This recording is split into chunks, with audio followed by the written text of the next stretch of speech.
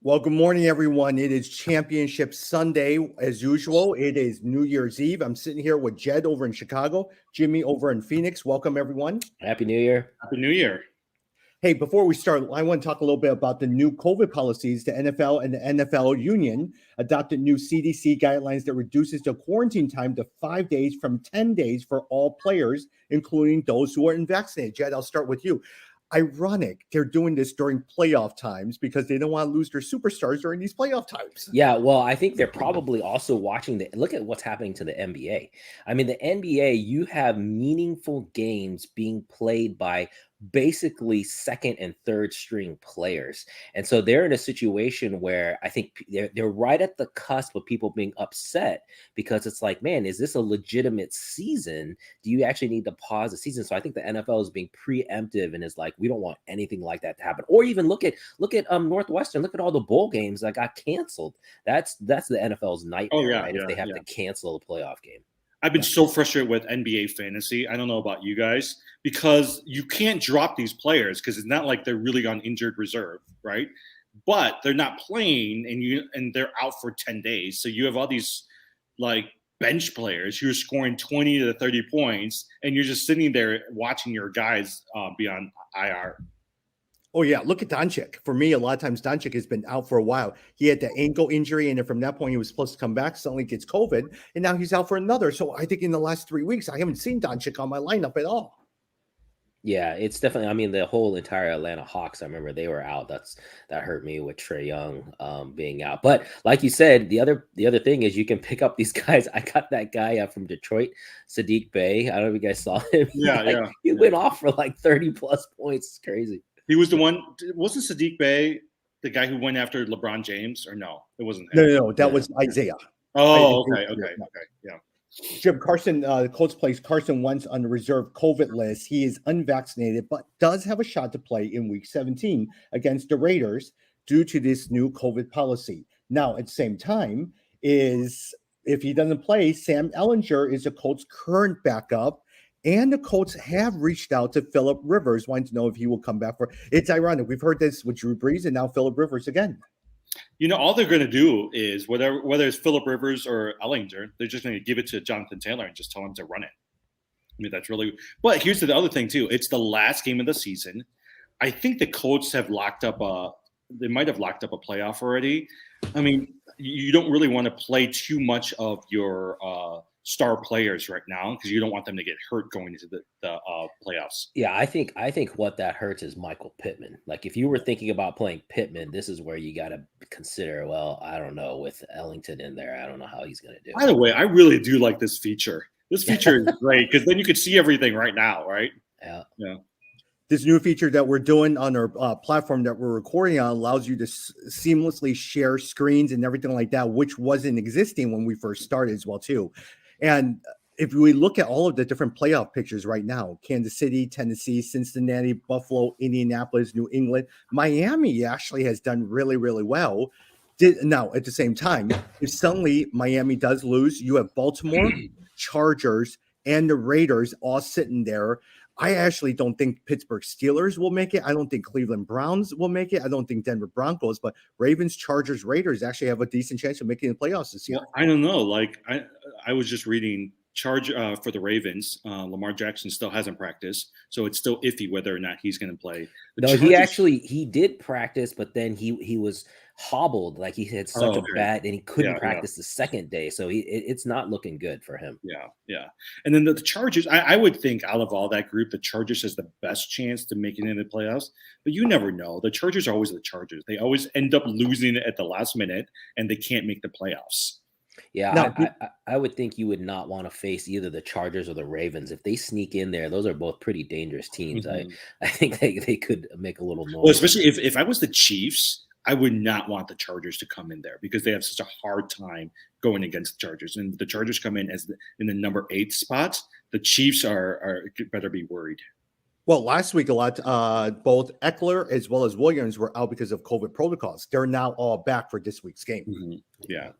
Wow, Miami's really jumped up there, but they also they're on a 7-game winning streak. So they're at what? They were at 1-7. Now they're 8-7. That's great. It's amazing. Really, yeah. Jim, if you were to look at this list, who's still the favorite? Is it Kansas City still the favorite, or do you like the hot streak that Cincinnati is on, or do you like the Buffalo Bills with Josh Allen or the Colts with Jonathan Taylor? Well, I think Kansas City is actually, I mean, if you really think about Kansas City, right, they've always been the deep throwing team with both Kelsey as well as also with Tyreek Hill. The one thing in the last few games that they've figured out is how to do some of those short passes, right? Last week, Pringle had a great game. They didn't, and they're using the running backs a little bit more. So I would say right now, you still have Kansas City going as the favorites into the championships. Hey, have you guys heard of on Derrick Henry? Because I remember the last I heard was he was trying to make it back for the playoffs.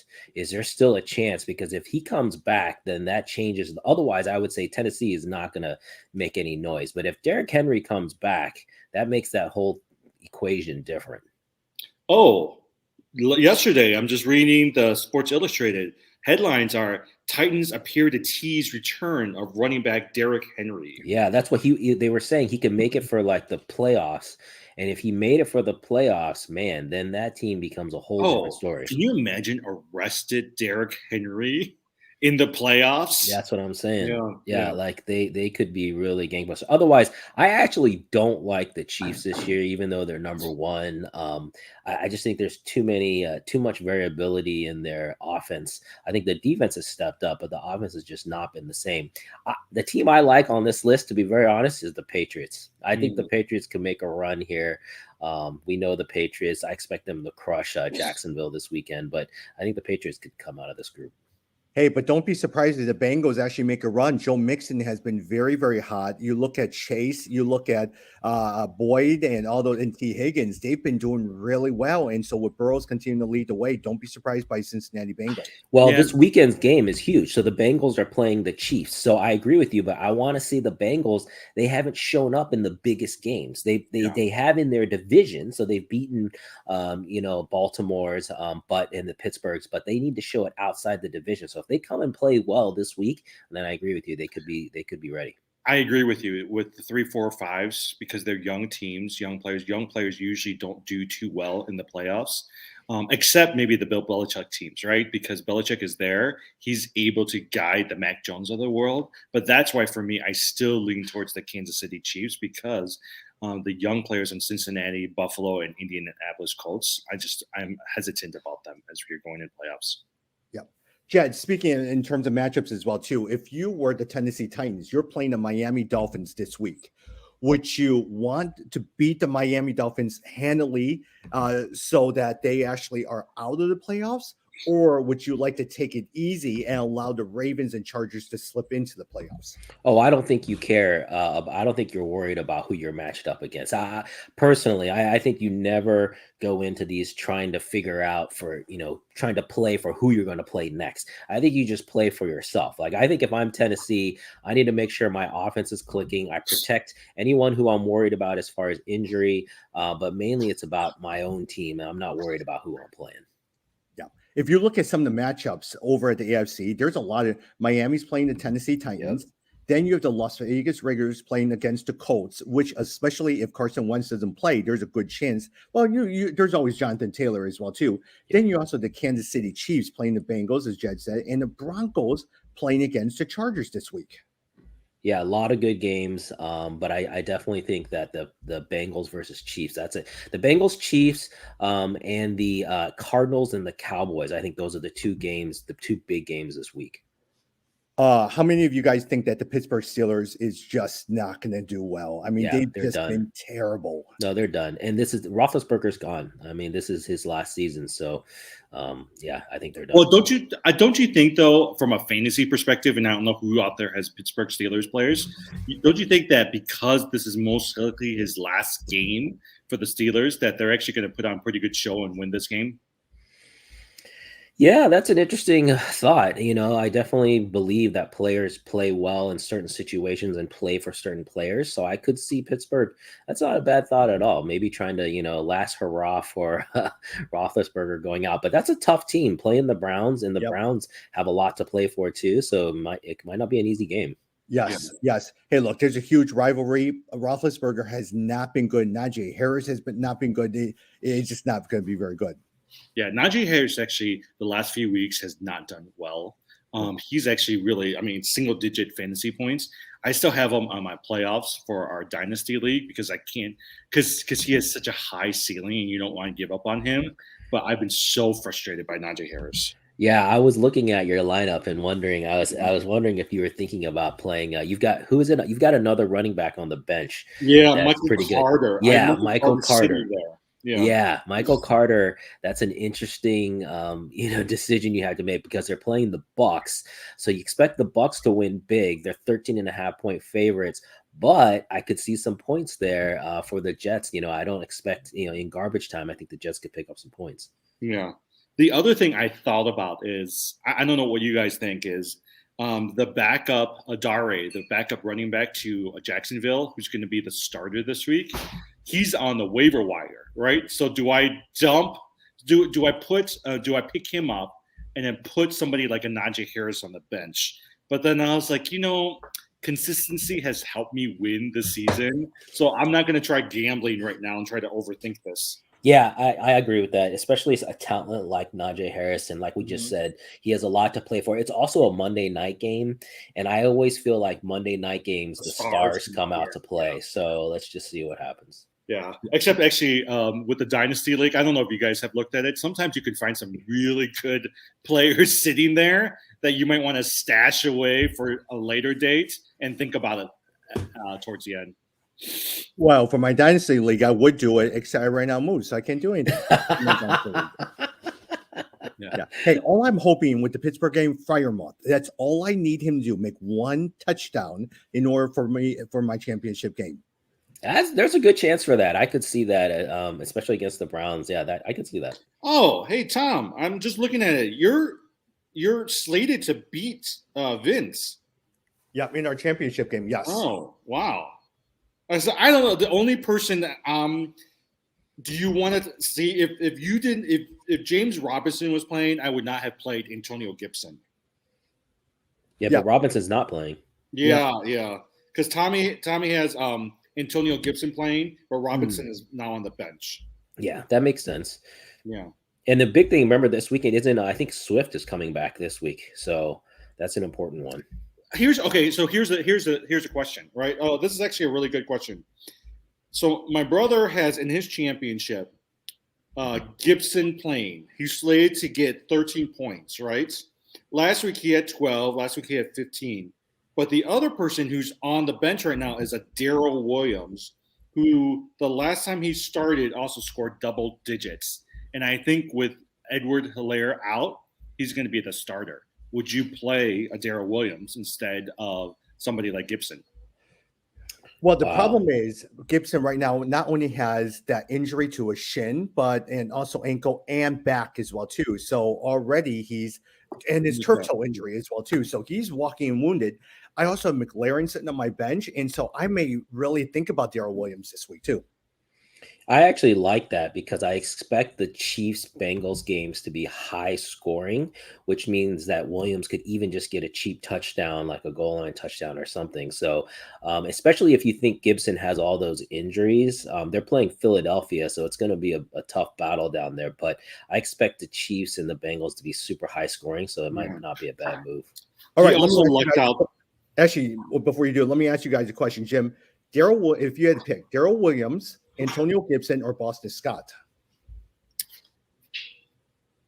I think from that group, I would still go with Darrell Williams. Yeah, I agree. I agree because I'm like I said, I think it's going to be a shootout, so that's the guy I'd go with. Yeah. Hey, look at the NFC picture as well too for some of you guys. Jim, is the Green Bay Packers and the Rams your heavy favorites coming out there, especially with Tampa Bay losing Godwin? I don't know. Dallas did really good last week. I think you would have to consider him. I still don't entirely trust the Rams. I still think Packers are number one, and I still think that Cowboys are number two. I would say those are my two top favorites. I don't trust the Cardinals. I don't trust the Rams. Not the Eagles. 49ers might make some noise in the playoffs as well too. Yeah, a lot of times people are down a little bit on the Arizona Cardinals. Where are you standing on the Arizona Cardinals? Yeah, well, this is a big game. They're playing the Cowboys, so I'd like to see a little bit of life. The Cardinals have not played well the past 3 weeks. Kyler Murray, in particular, has not been the same since coming back from injury. The Cardinals are 6.5-point underdogs to the Cowboys, so everyone's basically rooting on the Cowboys. But I feel like the Cowboys have been inconsistent this year as well. And so, but I think for the Cardinals, if they want to make a run, we need to see a good showing. But don't sleep on them. We all know they have the offensive power. Their defense has played a lot better this year. I also think the Bucs, even though they lost Godwin, I think the return of Antonio Brown is going to really help them. I think the Bucs are still the defending champs, and I think you got to look out for them. Yeah. Hey, who would have thought in the hunt still is the Atlanta Falcons and the New Orleans Saints with all of their injuries? Taysom Hill's coming back for the Saints. Atlanta, their old team, but Cordero Patterson and Kyle Pitts has kept them in the game. Yeah, I mean, that's kind of sad. They're all losing records and they're still in the hunt. It's kind of a sad statement. But I expect the Vikings really to come out. We've talked about this, Justin Jefferson and Dalvin Cook came back. So I expect the Vikings to come out of that group, but we'll see. Yeah, well, the only thing is the Vikings are playing the Packers in a Sunday night game, and so let's see what happens. Yeah, don't be surprised if the Vikings win that game, though. I still think the Packers are, I don't know. I'm not a buyer in the Packers yet, but we'll see. From a fantasy perspective, I think Minnesota, you want to look at KJ Osborne, who's going to take over for Thielen. For Cardinals, it doesn't look like James Conner is going to play, and it's going to be primarily Chase Edmonds. So I think those are going to be two big players. And if for San Francisco, I think it's going to be the quarterback coming in for Jimmy Garoppolo. Yeah, Trey Lance coming in is a big one for San Francisco. So if you need a quarterback at this stage, not a bad play. Yeah. Hey, look at the Carolina Panthers. They're playing the New Orleans Saints. Taysom Hill is going to start. And with that one, Sam Darnold is once again starting week 17 because, look, they were saying that Cam Newton has completely lost it. He's not able to throw anymore. And so now Sam Darnold is back as starting quarterback. Yeah, one thing I'll mention on the Saints, if you've been playing Alvin Kamara and have been disappointed, he hasn't been so great the past few weeks, expect him to play well this game with Taysom Hill back in. When Hill comes back in, you really usually see a lot of focus on Kamara, and it opens up a little bit of lanes for him. So I expect Kamara to have a big game this week. Sorry, the cleaners came in to start vacuuming, so I had to move to another room. No worries. Yeah. Hey, a couple of other things as well, too. We talked about Clyde Edwards-Helaire suffered a collarbone injury. He is out for Sunday. Darrell Williams is in there. Ramondre Stevenson activated from COVID-19. And so now you thought Damian Harris with 3 touchdowns now is back in the timeshare with Ramondre Stevenson. Darren Waller, who in some sense actually did really well at the beginning of the year, has been a disappointment in the second half of the season, placed on COVID-19. Miles Sanders officially ruled out for week 17. Mm-hmm. Yeah, I'll just mention, because I know a lot of people picked up Damian Harris. I still like Harris going into that game against Jacksonville. I think he'll get a bulk of the carries. Ramondre Stevenson, if you have him, I would still sit him and just wait and see, because I don't expect him to suddenly take over the lion's share of the carries. Let me ask you guys, Harris a keeper in a dynasty league? No, Ramondre Stevenson. If I was to even look at it. Mm-hmm. Yeah, between those two, I agree with you. But honestly, yeah. I tend to not like the New England Patriots running backs because they rotate them so much.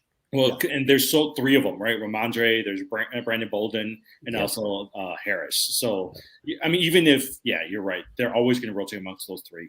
By the way, speaking of former New England running backs, Jed, Sony Michel, man, he's been really, really good. Cam Akers is slated to return, but man, Sony Michel has carried that team well. Yeah, he's looked good. That's what I was looking at in your lineup. So here's the thing. I don't know if you guys have done this week.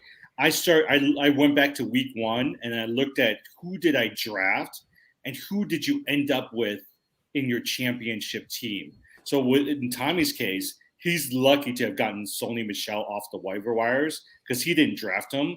But a lot of times, like in most of my championship, like in the Walter White League, only 2 players are left from who I drafted. It's really figuring out how to make those moves during the season. Yeah, that's what I was saying. This year, more than any other, the free agent pickups has been huge because normally your first three picks in the draft, the whole point is your first three picks have to be the rock of your entire team. But this year has really been different. And so it's been a lot more, trading and picking up of players. Hey, speaking of that, Jed, let me ask you a quick question. If you had to pick between Michael Pittman, if Carson Wentz is out, Russell Gage, or would you do Russell Gage and what's the other one? Terry McLaurin. Ooh, man. Uh, I think Russell Gage. Russell Gage. Yeah, I think Russell Gage sounds like the right pick there. I mean, I expect that, yeah, they're going to be in a shootout. I mean, they're going to be coming back. They're going to be down, but they're going to be having to throw a lot. So, yeah, I would go with Russell Gage. Well, here's my only hesitation about Russell Gage is last week he scored only 4 fantasy points against a weak Detroit defense, right? And this week he's going up against a strong defense in Buffalo. So I was like, I don't know if you want to play a Russell Gage, whereas McLaurin is going against the Philadelphia Eagles, and you would think that might be a little bit easier game for McLaurin. Yeah, but that's why my thought is that the Falcons will be behind by so much that they're going to be throwing a lot, and so then that's where Gage might get his opportunities. But you're right; either one is a tough choice. I mean, the thing I don't like about McLaurin is obviously the quarterback play. So that's the problem. Well, here's the thing, Tom. I mean, I think both Jed and I will agree. If Carson Wentz is not playing, Pittman is most likely not a player you want to play in your championship game. Yep. Now, at the same time, Terry McLaurin has under 12 fantasy points in 6 of the last 7 games, and the Eagles are allowing the 9th fewest passing yards per game. Just not very good. And so maybe Russell Gage is it as well, too. Hey, speaking next week, we probably have one more week to record. And here's the one thing I would love for your thoughts on next week. I would love for us to look at the fantasy MVP. I want us to look at the best waiver wire pickups, best rookie, most disappointing fantasy player, and best late round pickup as well too. So here's you're seeing it on the screen right now. So MVP, best waiver wire pickup, best rookie, most disappointing fantasy player, and best late round pickup. And so let's talk about these players for next year. Let's define late round. What's late round? Like past what? Like 8th past round? the 6th round. Past the 6th round. Yeah. Okay. So 7th, 8th, 9th, whatever it is. Okay. Hey, look, I wouldn't be surprised that Cordero Patterson ends up on a lot of waiver wire pickups. Is the best waiver wire pickup. Yeah, he was definitely a solid one this year. And to think the Bears had him, all right? And to think the Bears had him last year. Yeah. By the way, Tyler Boyd's on the waiver wire. Did you guys know that Tyler Boyd has scored 20 fantasy points in the last two games? Those Cincinnati guys, they're actually not pretty. They're pretty well, good. they've been throwing so much that 525-yard game kind of threw everything. And this week they're playing Kansas City, so they're all going to have to throw even more. I mean, here's my thing: if I was Cincinnati, I want to go into the playoffs making a statement. So I'm going to go hard against the Kansas City defense. Exactly. That's why all these teams we're trying to see. I'm a big believer that you want to play your guys and have momentum going into the playoffs. If you guys remember the Giants who won as the 6th seed, I remember that last game of the regular season, they could have sat everyone, but instead they played and won that game, and it gave them the momentum going into the playoffs, and then they took that to the championship. So that's kind of what I'm hoping for some of these teams like a Cincinnati. Yeah. Hey, I have high hopes for Cincinnati long term. The Joe Burrow, Chase, Boyd, Higgins, Mixon, that's a very, very good lineup right there. If they could continue to shore up their defense, shore up their offensive line, look, these guys are really good. Cincinnati has been the laughing stock of the league, and I think they just are positioned to do really well.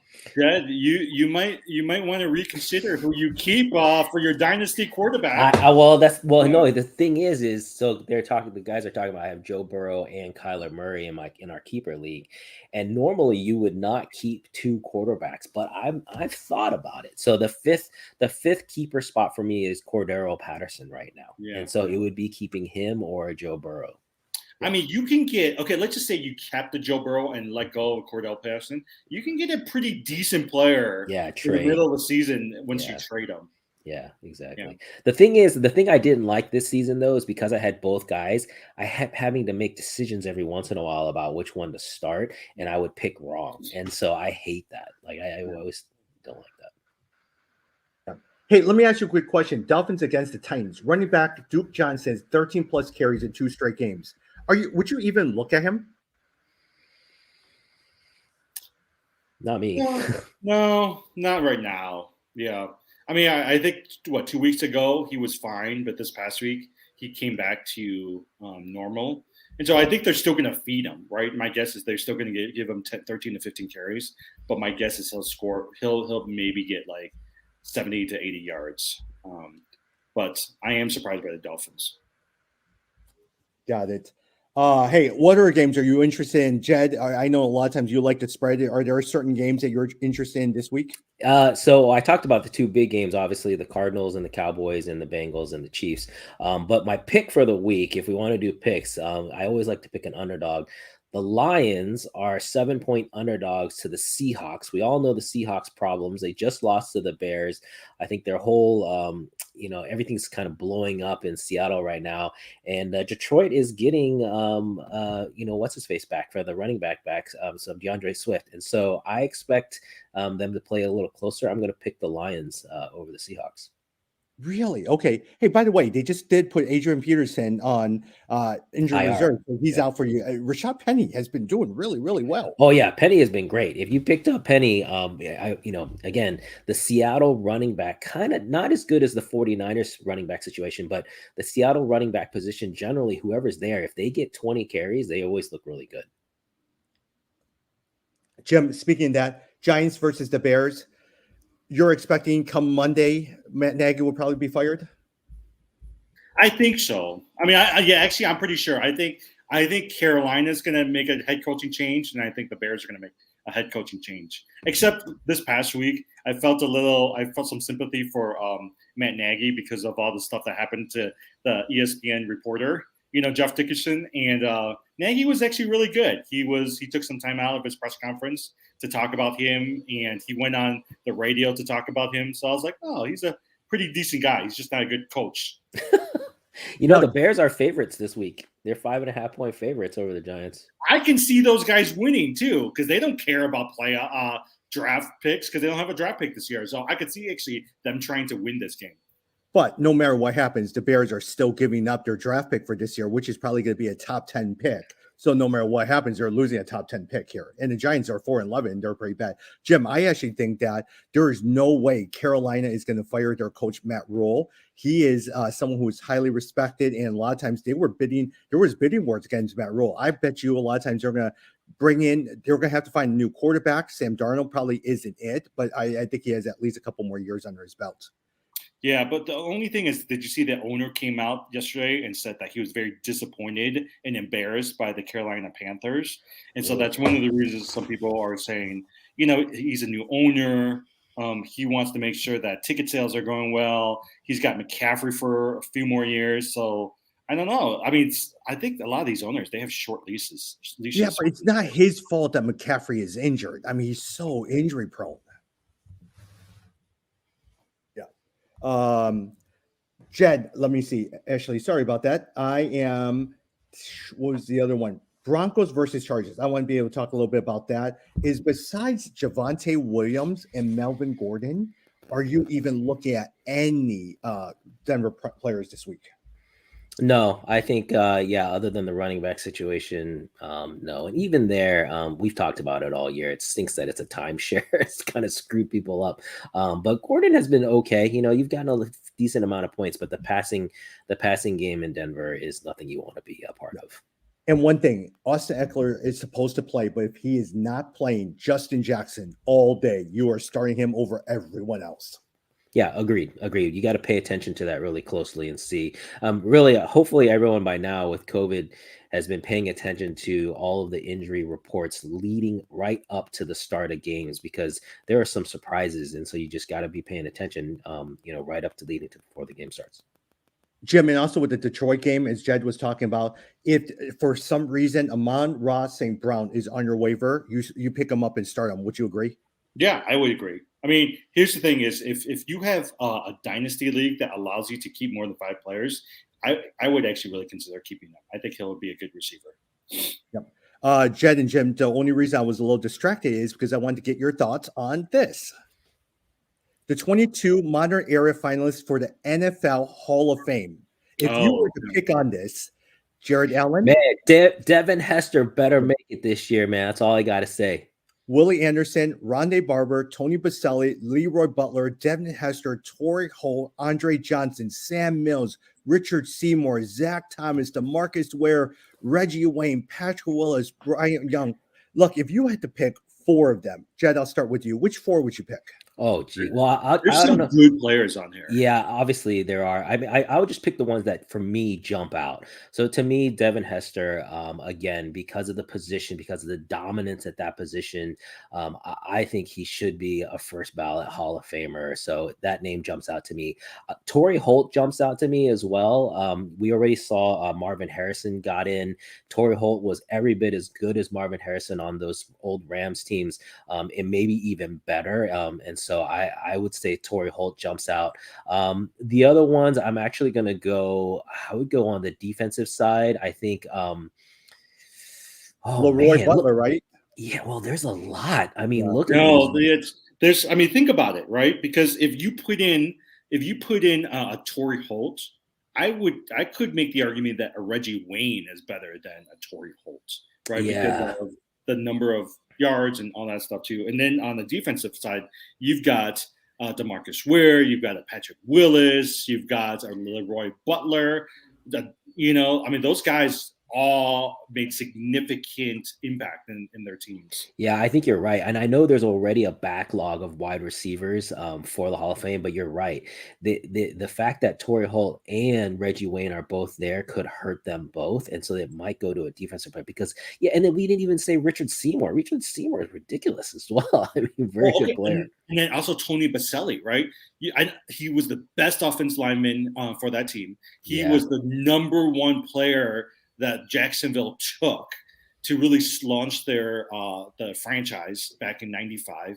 And so even from that alone, you almost have to say you have to keep a Tony Baselli on the line as a member. This is crazy.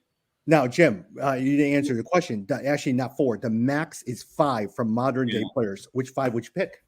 I would pick, Baselli, Hester. I would pick a Patrick Willis. And I actually would go with the 2 wide receivers, Torrey Holt and Reggie Wayne. Because I feel like if you're going to pick Holt, you got to pick Wayne. But if you pick, I'll just go with both of them. Jed, which 5? Wow. I agree with Baselli. I think him and Hester, I think those to me are the 2 that are locks. Outside of that, you know what? I don't think the wide receivers are going to make it in. Now that I look at it, I think it's going to be all defensive. I would say I like Willis, I like Seymour, and gosh, even Willie Anderson. I think if we take Tony Baselli, how can you not take Willie Anderson?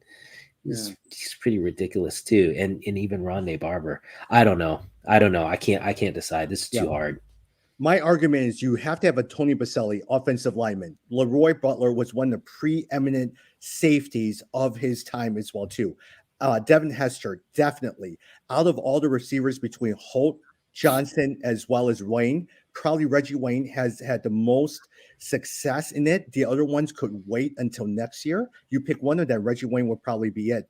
Patrick Willis, a lot of times I think he retired too early, didn't have enough years, comparable to Zach Thomas and DeMarcus Ware. Out of the 2, I would pick as Zach Thomas and wait for DeMarcus Ware and Patrick Willis for next year. Tommy's a little biased for Patrick Willis because whenever we used to draft players with defensive players, that was the first one he went after. Now he just picks up Darius Leonard. Every single year, there's certain players I love. It was Patrick Willis, then it was Luke Quickly, and now it is Darius Leonard. Yeah, Darius Leonard as well too. And my quarterback was always Tony Romo. I love Tony Romo as my starting quarterback. See, I think we're also biased because these are guys we've seen play. Because look at Sam Mills. I bet you we are just forgetting. We just don't know how good Sam Mills was. He played in 86. Yeah, he almost spent, what is that? He spent almost like 8 years. I bet he has numbers comparable to the Zach Thomas and DeMarcus quarterbacks where we just don't know. Yeah. Well, Sam Mills was part of that stud three-headed monster over in New Orleans back in the days with those. I completely forgot who those other linebackers are. Yeah. DeMarcus Ware was a pretty good player. I think he led the league in sacks for the Cowboys. Yeah, he was very good. But I agree with you when you compare to Zach Thomas's longevity. I think Zach Thomas, I think Zach Thomas might have the edge there. I mean, he has really long, good long tenure. So yeah. But Leroy Butler. I go back. Leroy Butler, Hester, and Pacelli is a sympathetic pick. So, by the way, Tom, did you guys know that ESPN fund, Parker's fund, is at $960,000 now? Wow, it's about to reach $1 million. That's great. Yeah, that's the son, right? That's the Dickerson's son. Yeah, that's his son. That's so sad. Yeah. By the way, Sam Mills was part of that famed linebacker, the Dome Patrol, that consisted of Ricky Jackson, Pat Swilling, Vaughn Johnson, and Sam Mills. Yeah. They weren't as good as the Bears linebackers, with Wilbur Marshall, Mike Singletary, all those guys, but they're pretty good. Mm-hmm. Yeah. Well, hey, as we wrap up, it's New Year's Eve, going to New Year's Day. Anything in regards to, we always like to talk about cryptocurrency. We like to talk about NBA basketball or any other news that's in there. Hey, I saw the Chicago Bulls in a recent ranking across all divisions had the Bulls as the 7th best team in the NBA. I was like, yeah, go Bulls. Yeah. Hey, the Bulls are really good. I want Brooklyn to continue to struggle because as much as they have a star-studded lineup, they have not been very consistent, and the Bulls collectively as a whole have been doing really well. Hey, they're getting Kyrie Irving back. I think Brooklyn is about to take off. Just be careful. I think the interesting thing to watch is Klay Thompson when he comes back.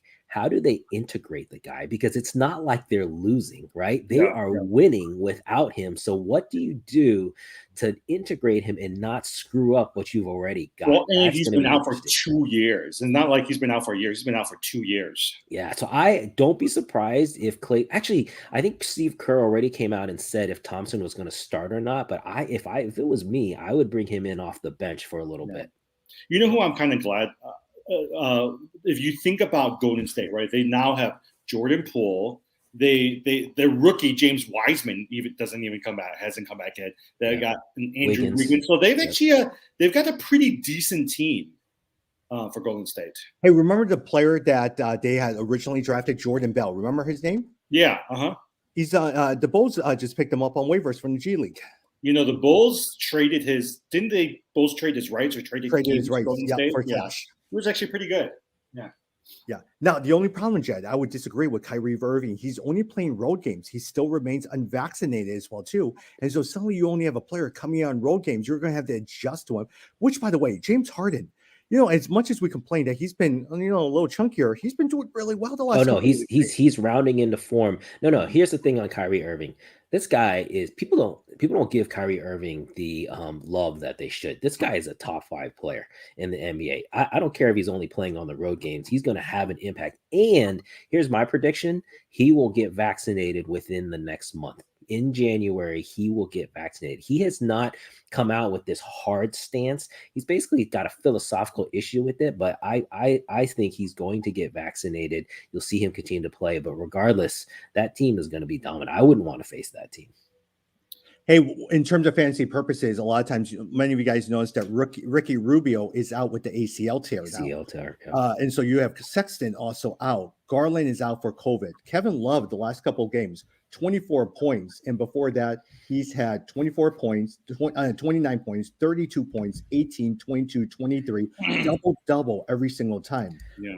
Take a look at him, but at the same time, he probably won't be able to sustain it. But take a look at the trades. Rajon Rondo is slated to be traded from the Lakers over to the Cavaliers, and we'll see exactly what happens with the other trades. Yeah. By the way, I just I know you've been trying to get Kemba Walker. I just dumped Kemba Walker in one of our leagues, so I can pick up this player called Aaron Wiggins. Aaron Wiggins is with Oklahoma. He's been scoring 22, 14, 24. I feel like he's one of those pickups that you want to look at this year. Hey, I've been trying to figure out, is he the brother of Andrew Wiggins? I don't know. Maybe. Oh, interesting. Yeah. I mean, also, like, as I was watching some highlights on ESPN, and they kept talking about Wiggins, and I thought that it was Andrew Wiggins, but no, it's Aaron Wiggins. But I also noticed that you dumped Luke Dork as well too. Yeah, I dumped Luke Dork. Well, it's because I had Jordan Poole on my injured reserve, and I needed to move him up to the lineup. So that's why I had to take one of them out. Got it. Yeah. Well, hey, Jim, any last thoughts before we wrap up for today? Crypto is down, but it's your opportunity to buy in. So get in while you can. I know 2021 is coming to an end, and everyone says 2022 is going to be hot next year. Yep.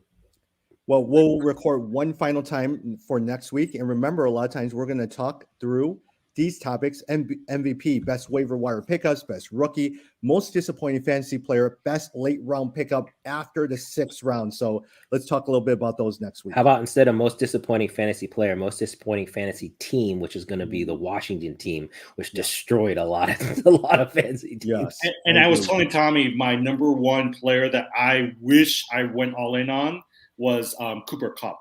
I knew he was going to be good, but I didn't know he was going to be that good. And he's the type of player you wish in the offseason you traded for.